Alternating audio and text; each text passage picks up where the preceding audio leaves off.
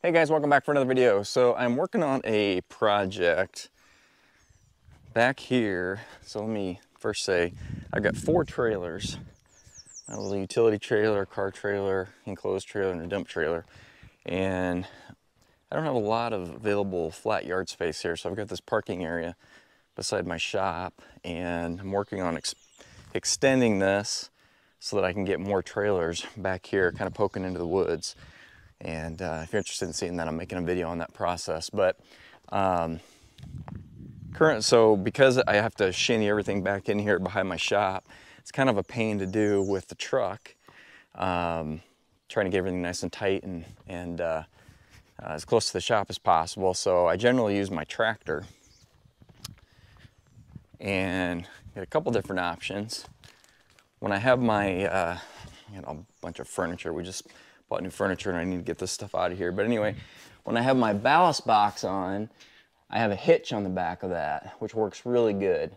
I made that ballast box a few years ago and works great, but a lot of times in the summer, probably unless I'm doing some really heavy tree work, the majority of the time I have my box blade on because I'm constantly touching up my driveway.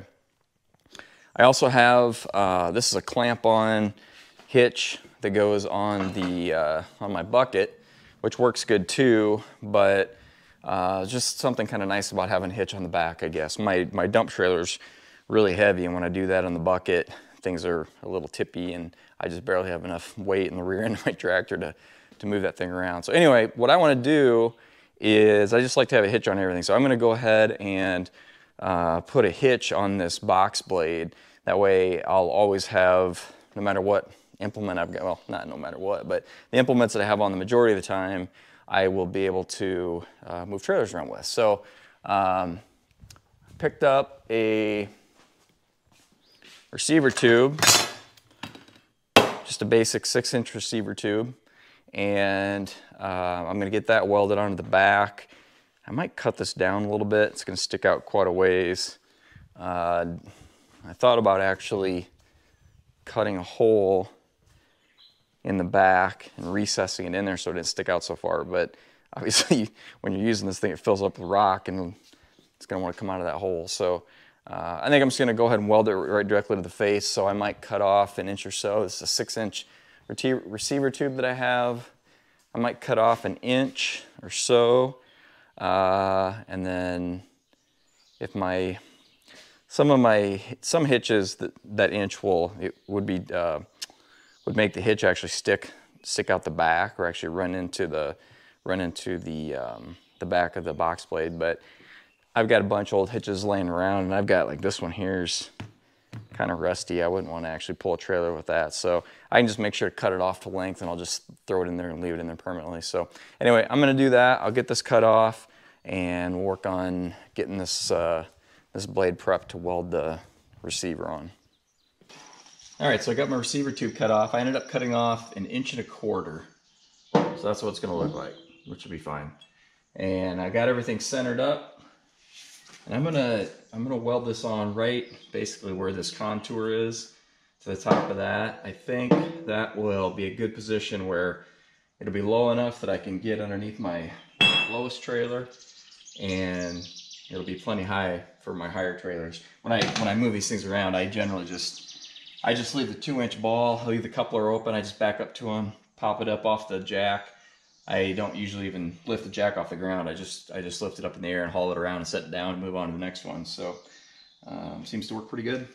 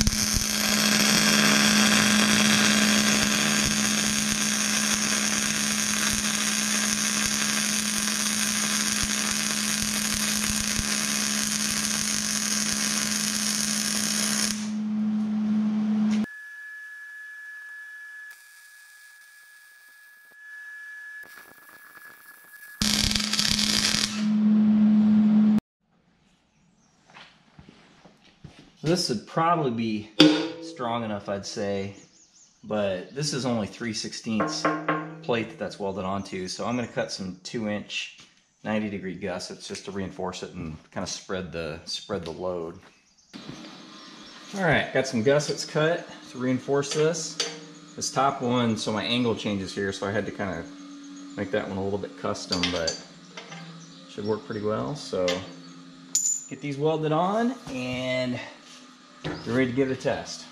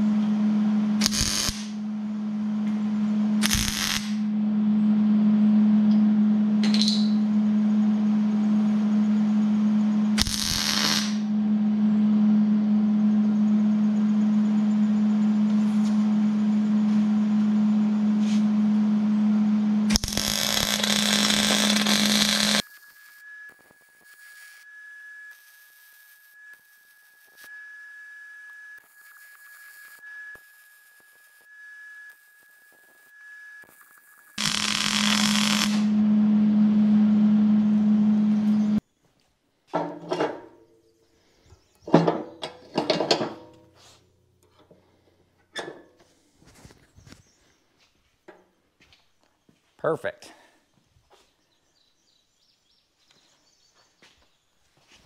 I'm not the world's greatest welder. I need to work on my vertical welds. Those are the hardest for me, but anyway, it's strong.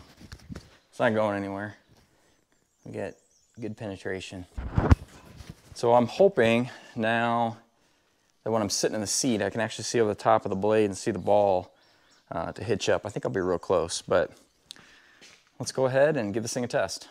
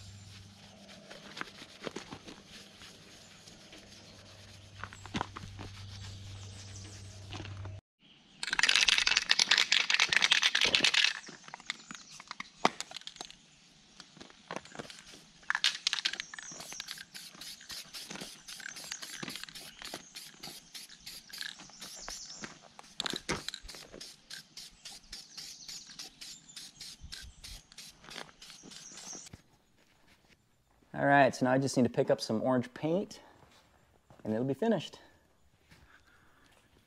Good project. I've been thinking about doing that for a year or so, actually. I should have done that a while ago because it works awesome. I can see it really good over the top of the blade, and that dump trailer probably has more tongue weight than anything I have, and I didn't see any flex in that blade at all when I picked it up, and it lifted it, no problem. So good addition to the tractor. If you ever think about doing something like this, I'd highly recommend it. If you're interested in seeing more, I don't know, I've done some different kind of fabrication videos related to the tractor. I'll leave some links or some cards at the end of this video if you want to check those out. Appreciate you watching. We'll see you in the next video.